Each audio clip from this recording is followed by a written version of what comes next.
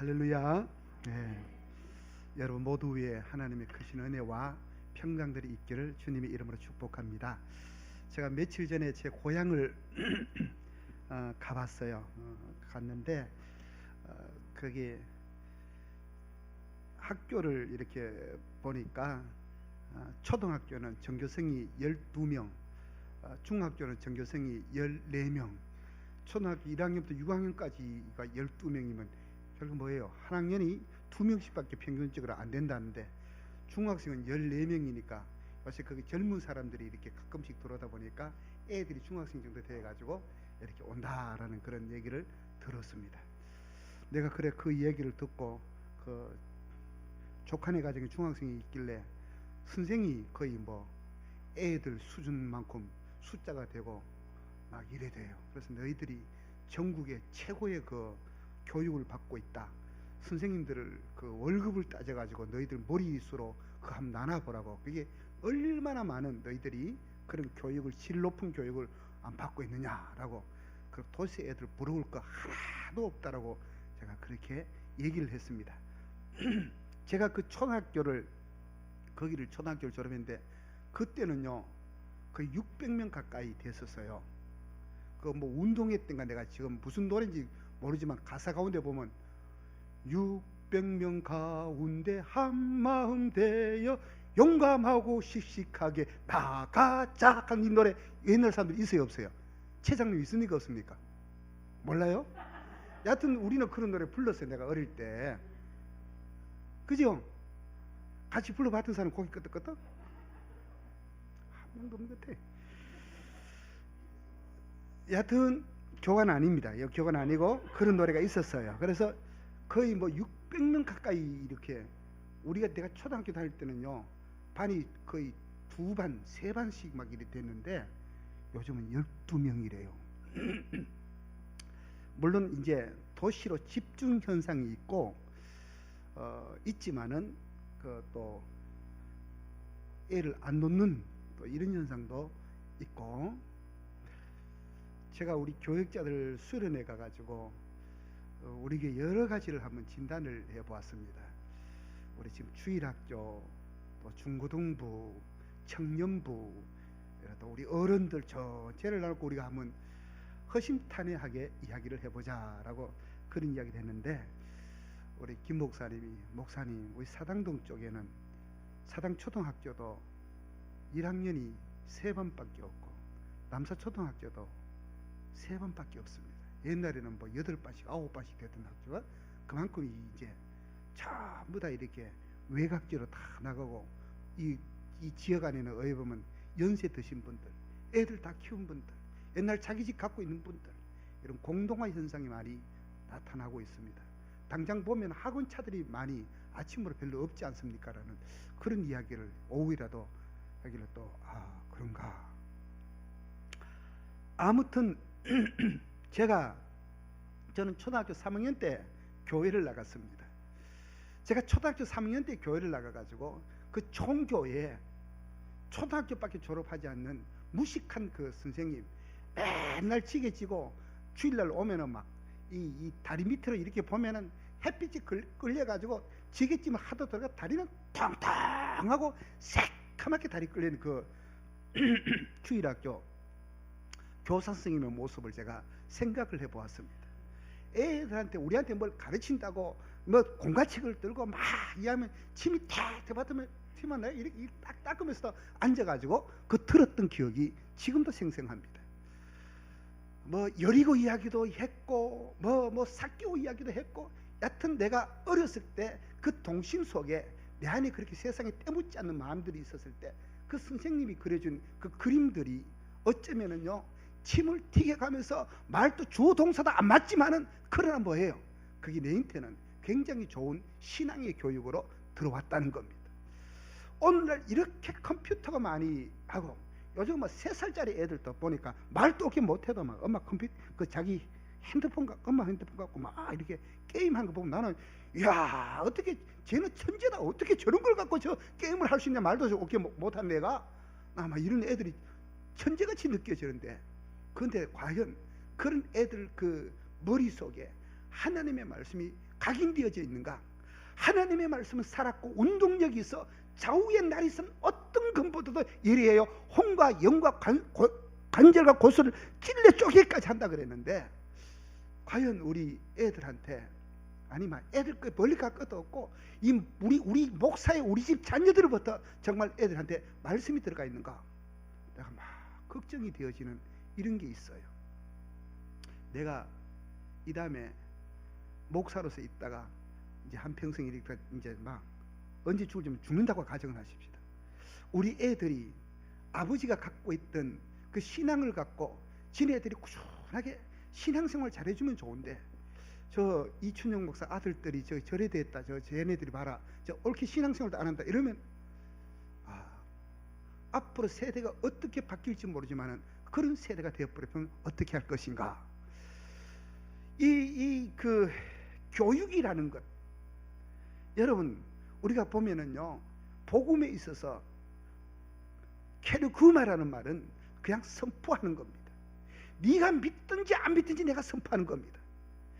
예수는 죽은 자, 예수는 동정녀 마리에게 탄생했다. 어떻게 동정녀 마리 남자를 가까이 하지 않은 자에게서 예수가 사람이 나올 수 있냐? 그러나 그 탄생했다. 그걸 무슨 과학적으로 설명이 되겠습니까? 이런 거는 일방적으로 선포하는 케르그마라 그럽니다. 예수께서는 죽은 지 사흘 만에 부활했다. 죽은 자가 어떻게 살아나가 부활하느냐? 이거 과학적으로 설명 안 되는 겁니다. 그러나 일방적으로 선포하는 것, 이걸 케르그마라 그럽니다. 그러나 그 헬라어 단어 보면은 디다케라는 단어가 있어요. 이거는 교육하는, 에듀케이션, 가르치는 겁니다. 아주 논리적으로 가르치고, 우리가 보면은 연역적인 방법으로 있고 뭐 다양하게 이런 방법들이 있는데, 이거는 교육하는 겁니다.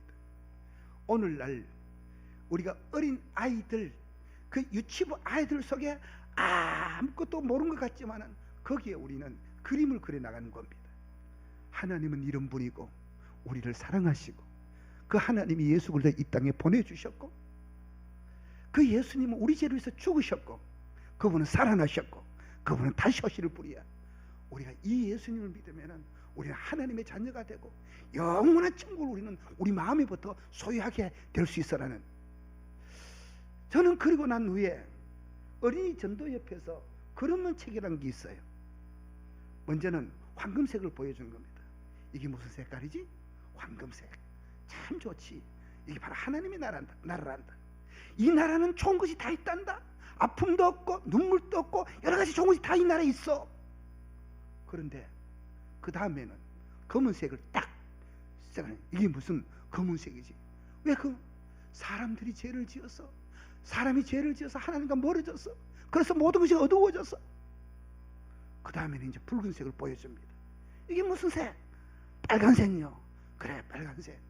예수님께서 이 땅에 오셔가지고 우리를 위해서 죽으셨어. 십자가에 못 박혀 달려 돌아갔었어. 너희의 죄를 위해서 십자가에 달려 돌아갔었어. 그 다음에는 파란색. 막 이렇게 해서 그 성경 구절들을 이렇게 대주면은 애들이 이 시간 예수님을 영접 믿고, 그럼 너도 막 하면서 이제 황금색도 보여주고 이 나라 가고 싶지 않겠니? 그러니까 영접 기도 시키는 그런 사역들이 있습니다. 아주 좋은 겁니다. 우리가요, 한번 이렇게 지나가더라도 툭 던져놓으면요, 이 복음을 한번 들어가면, 사람의 그 생명 속에 들어가면 이게 역사하기 시작하는 겁니다. 사람을 뒤집기 시작하는 겁니다. 그래서 복음의 능력은 우리가 정말 대수롭지 않다라고 전해졌지만은, 이 복음은요, 한번 떨어지면 그게 강력한 역사가 일어나는 겁니다. 사도행전 14장에 보면은 바울이 세 일해 동안 데살로니가 가서 복음을 증거했습니다. 세 일해 동안. 그 세 일해 동안 복음을 증거하다가 바울이 쫓겨났어요. 쫓겨났는데 아무도 그 지역에 안 믿을 것 같은데, 바울이 쫓겨나고 난 후에 그 지역에 교회가 생겨지는 겁니다. 그리고 그 지역의 사람들이 정말 열심히 신앙생활 잘하는 겁니다. 바울이 쫓겨나가지고 나중에 저 고린도에서 데살로니가 교회 성도들의 멋있는 신앙생활 소문을 듣습니다. 그러니까 바울이 그 편지를 쓰는 겁니다. 참 너무 힘들지. 그러면서 베살로후서는 종말에 관한 이런 이야기들을 위로 삼아 편지를 쓰는 이런 내용들이 등장을 하고 있는 겁니다. 복음은 능력이 있습니다, 여러분. 복음은 사람을 뒤집는 능력이 있습니다, 여러분. 그래서 우리는요, 정말 한 사람이 복음이 바로 들어가면은요, 그 사람을 통해서 온 세상을 변화시킬 가능성이 있다라는 사실입니다. 오늘 우리가 읽은 이 본문의 말씀에 보면은 아리마대 요셉이라는 사람이 등장을 하고 있습니다. 이 아리마대 요셉은요, 그 당시에 요셉이라는 이름이 얼마나 많았는지, 그래서 아리마대 지역에 있는 요셉, 요즘으로 보면 철수가 많다. 요즘 철수가 아니고 요즘은 막 예찬이, 예은이, 예슬이 막 예자들은 돌림자가 엄청 많고 하자들은 돌림자도 엄청 많고 막 그렇잖아요, 여러분. 그러니까 그런 식으로 많을 때 요셉이 동명이인이 너무 많으니까, 제 이름은 내가 봐도 전국적으로 봐도 이름이 별로 없어요. 준역은 많은데 춘역은 별로 없어요. 거의 없어요. 그래서 내가 참 좋다 하시면 생각이 들어요. 왜? 독특하니까. 하여튼 아리마대 사람 요셉, 그는 굉장히 오늘 성경에는 그 사람을 향하여 의로운 사람이라 그랬습니다. 이 아리마대 요셉은요, 산헤드린 공의회 중에 한 사람입니다. 여러분, 이 예루살렘에 산헤드린 공의회라고 말을 하면은, 이 산헤드린 공의회는 사형 집행권이 없고요, 그리고 군사권이 없고, 왜? 로마의 합치 밑에 있으니까. 그 다음에 외교권이 없어요. 이 세 가지만 없고 다른 거는 다 뭐 행정수반부터 다 할 수 있는 게 산헤드린 공의인데 72명의 공의원들이 있었어요. 여기서 결정하면 다 되는 겁니다. 그러니까 이 아리마대 요셉이라는 사람은 산헤드린 공의회 회원인데, 그때에 예수를 십자가에 못 박는 것을 산헤드린 공의원들이 결정을 했는데, 만약에 누구든지 이 예수를 십자가에 못 박는 일에 반대하면은 그는 출교시킨다고 아예 딱 정해놔놓고 이걸 이제 이걸 투표를 붙였습니다. 그 당시에 보면은 출교를 시킨다 하면 그는 그 사회적인 생명이 끝장나는 그런 시기입니다. 그러니까 누가 거기 반대표를 던질 수 있습니까? 많은 오늘 성경에 보면은 요셉만은 그들과 같이 아니했다 그랬습니다. 그러니까 71명이 예수 죽인 데 찬성했지만은 그 한 명 아리마대 사람 요셉만은 이분은 옳은 사람이었고 이분은 의인이었다라고 자기 태도를 굽히지 않는 이런 사람이었습니다. 그러니까 예수 편에서 일한 사람이었는데, 여러분 50절을 한번 보십시오. 공의의원으로 선하고 의로운 요셉이라는 사람이 있으니 그들의 결의와 행사에 찬성했다 안 했다? 찬성하지 아니한 자라. 아니했다는 겁니다. 그는 유대인의 동네 아리마대 사람이요 하나님의 나라를 기다리는 자라 그랬습니다. 여튼 여러분, 이 당시에 보면은요, 그 사회 중에 72명에 들어간다는 것은요, 우리나라 국회의원이 몇 명입니까? 300명이죠. 300명 속에 행정권도 없는 국회의원만 돼도 여러분 성공했다, 출세했다, 가문의 영광이라고 하는데, 여러분 72명 속에 들어갔다는 것은요, 이거는 우리가 생각하는, 상상도 못하는 어마어마한 그런 직위가 바로 이 사람입니다. 그런데 이런 71명의 모든 사람이 하나같이 예수를 죽게 된다고 반대편에 섰지만, 아리마대 요셉은 예수를 반대하고 또 예수 없는 부자 되는 것, 그런 게 의미가 없다라고 이 사람은 그렇게 믿었습니다. 사실은요, 여러분, 예수가 없는 부자는 그런 의미가 없어요. 예수가 없는 출세, 그것도 의미가 없어요. 정말 이 아리마대 요셉은 나는 예수 없는 성공, 그 내한테 아무런 의미가 없다라고 이야기합니다. 우리가 진짜로 구원의 확신을 가졌다면요, 우리가 가진 구원은요, 세상에 만금을 줘도 이걸 바꿀 수 없는 구원이에요. 믿습니까, 여러분? 왜 구원이 시시한 겁니까, 여러분? 이 구원은요, 천억 아니라 만억을 줘도요, 이 구원하고 바꿀 수 없는 게 이게 우리의 존재라니까요, 여러분. 그래서 우리는 구원받은 하나님의 사람, 우리는 하나님의 작품이라 그러잖아요. 내가 자주 이야기하지만 이 컵 자체는 이거는요 상품입니다. 이거는 1000개도 될 수 있고 10,000개도 될 수 있고 막 이렇잖아요. 이런 거는 상품이에요. 작품이라는 것은 하나밖에 없는 걸 작품이라고 하는데, 그걸 포이에마라고 이야기를 하는 건데, 헬라어에 하나님은요 우리를 뭐로 만들었어요? 작품으로 만들었습니다. 작품으로 만들어 놓고 하나님의 자녀로 만들어 놔놓고 우리를 그렇게 세워주셨다는 겁니다. 우리는 내가 이 세상에 태어나 가지고 하나님의 자녀로 내가 세움을 받았다는 사실은요, 이건 자다가 생각해도 뻘떡 일어나서 하나님 감사합니다 10번 해도 이거는요 별로 이상한 게 아니에요. 진짜예요. 여러분 여기 보면은 하나님 나라의 일꾼 된 사람은 분명히 예수 편에 서가지고 끝까지 불이익을 당할지라도 모두 감수하고 예수 편에 서는 사람, 이게 바로 하나님의 일꾼의 자세입니다.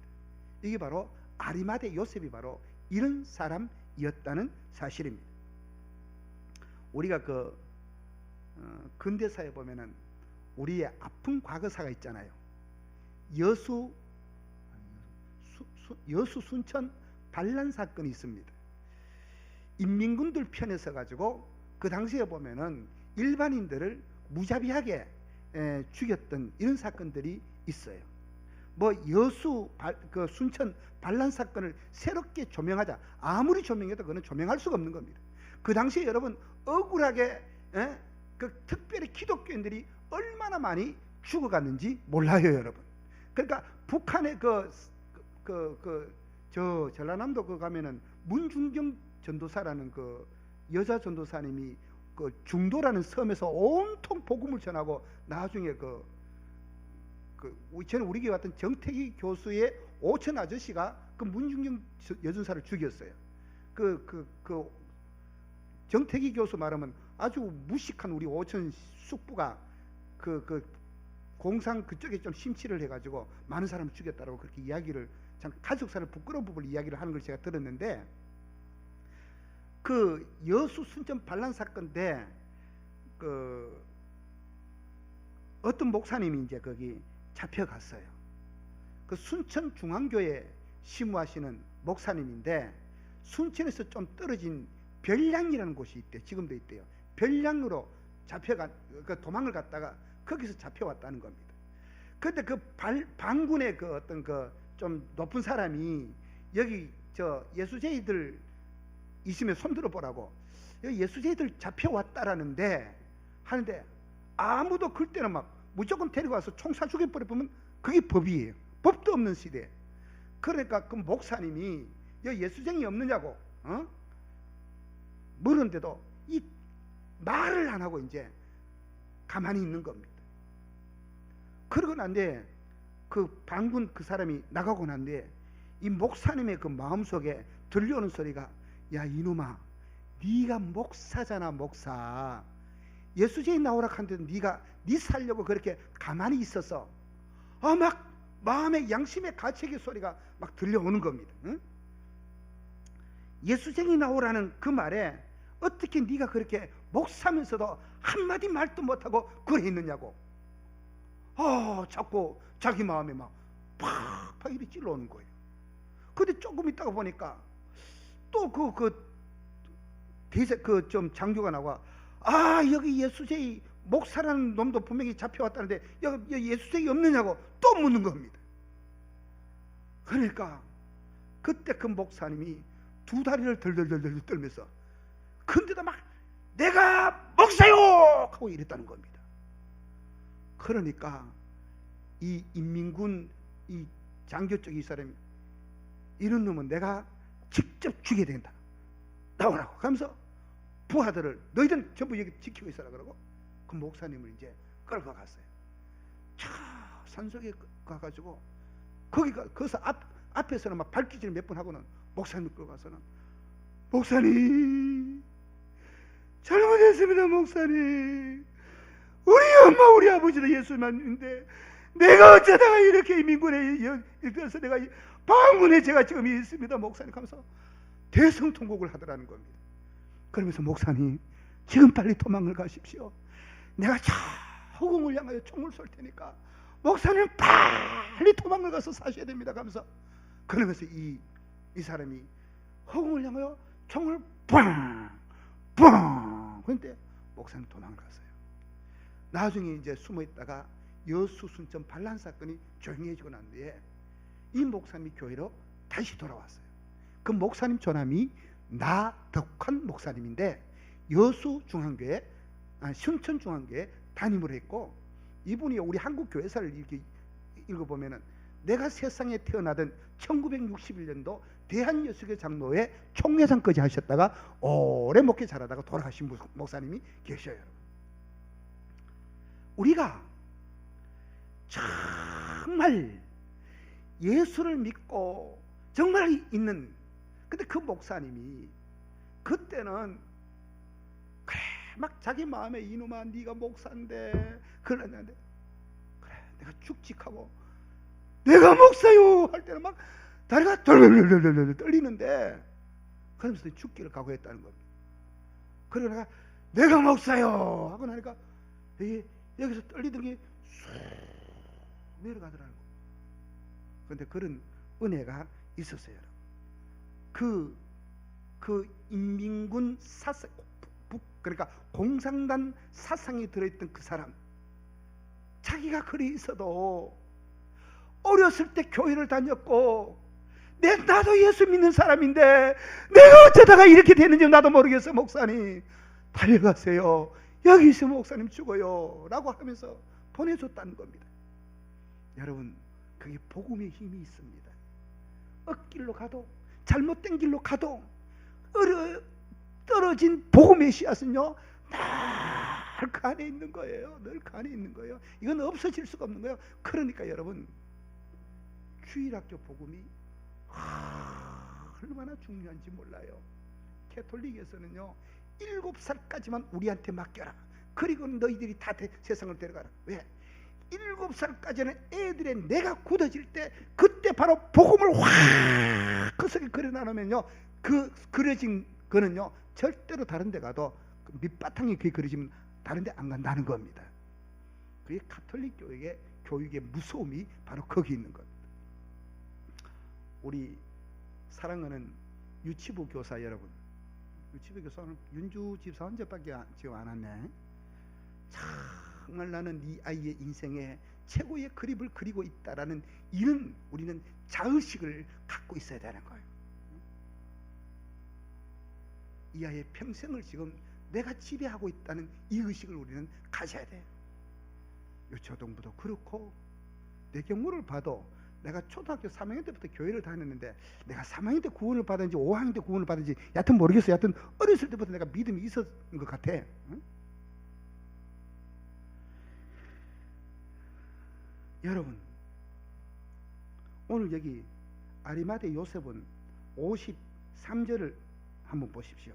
52절, 그가 빌라도에게 가서 예수의 시체를 달라 하여 53절에 이를 내려 세마포로 사고 아직 사람을 장사한 일이 없는 바위에 판 무덤에 넣어두니 그랬습니다. 이게 자원봉사한 겁니다. 여러분, 이거는요 52절에 예수의 빌라도에게 가서 예수의 시체를 달라 하였습니다. 그 두 번째는 이를 내려 세마포로 사고 그랬습니다. 그리고 셋째는 아직 사람을 장사한 일이 없는 바위에 판 무덤에 넣어두니라고 그랬습니다. 이 예수님이 못 박혀 죽으실 때요 베드로는 저주하고 욕하고 도망을 가버렸어요. 전부 다 제자들이 도망가 버렸습니다. 그런데 이 아리마대 사람 요셉 당당하게 빌라도에 가서 예수의 시체를 내놔라고 요구합니다. 얼마나 여러분 용기 있는 모습입니까? 그리고 정말 자기의 정체성을 확실히 드러내잖아요.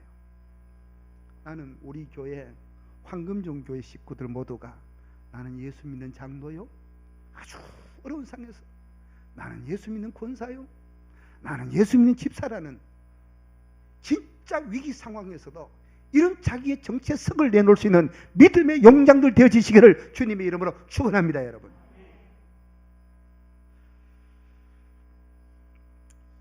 아리마대 사람 요셉은 빌라도에가 예수의 시체를 달라. 요셉이 그냥 모른 척하고 눈 감아버리면 되는데, 그런데도 내가 장사를 지내겠으니 예수의 시체를 주십시오 하고 장례를 치렀습니다. 이 일을요, 누가 시켜서 이 일을 그렇게 했습니까? 아니잖아요. 돈 받고 했습니까? 그것도 아니잖아요. 자원해서, 헌신해서 이렇게 했습니다. 우리 이런 사람을 하나님 나라의 일꾼이라고 말할 수 있습니다. 여기 보니까 세마포로 샀다 그랬습니다. 여러분, 지금이야 세마포 가지고 벼 깎고 온 뒤에 해 있는 사람 누가 있습니까? 그러나 이 당시에 보면은요, 이 세마포는 굉장히 고급스러운 옷에 들어갔습니다. 이 돈을 받고 한 것도 아니고 100% 합니다. 그리고 또 아무도 장사한 일이 없는 무덤에 주님을 모셨습니다. 유대인들은요, 지금도 성지순례 가서 거기 보면은 히브리 대학 쪽에 가보니까 그 바위가 이래 있다 하면은 그 바위를 갖고 예를 들어서 무슨 뭐 우리 수풍 같은 거 이렇게 끓으면은 부부부 끓여져요. 지금도. 그러니까 그걸 무슨 함이라 그러죠? 석회암이라 그러죠. 이 힘이 없어요. 우리는 보통 황암들이 많이 단단하지만 끓으면 쭉쭉쭉 끓여지더라니까요. 그 바위에다가 이렇게 해가지고 이제 거기 보면은 우리가 성경에 보면 열조에게 돌아갔다 그러잖아요. 거기 시체를 눕혀놓고 한 1년 지나면 나중에 뼈를 걷어가지고 할아버지 뼈, 또 할머니 돌아가시면 또 있다가 1년 뼈만 남으면 또 그다가 할머니 뼈, 그 외에 자꾸 아버지 뼈, 어머니 뼈, 내 뼈, 내 아내 뼈 하고 막 자꾸 사놓는 거예요. 그러니까 그게 꽉 차면 이제 닫아놔 놓고 그 다음에 뭐요? 새로 또 무덤을 파는 거예요.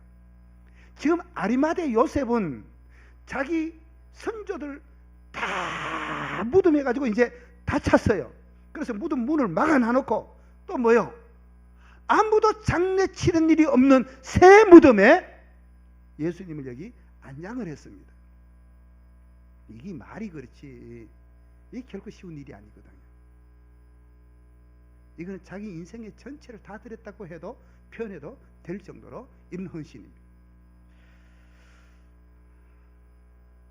정말 이것을 누가 시켜서 한 것도 아니고 돈을 받고 한 것도 아니고 자원해서 봉사했습니다.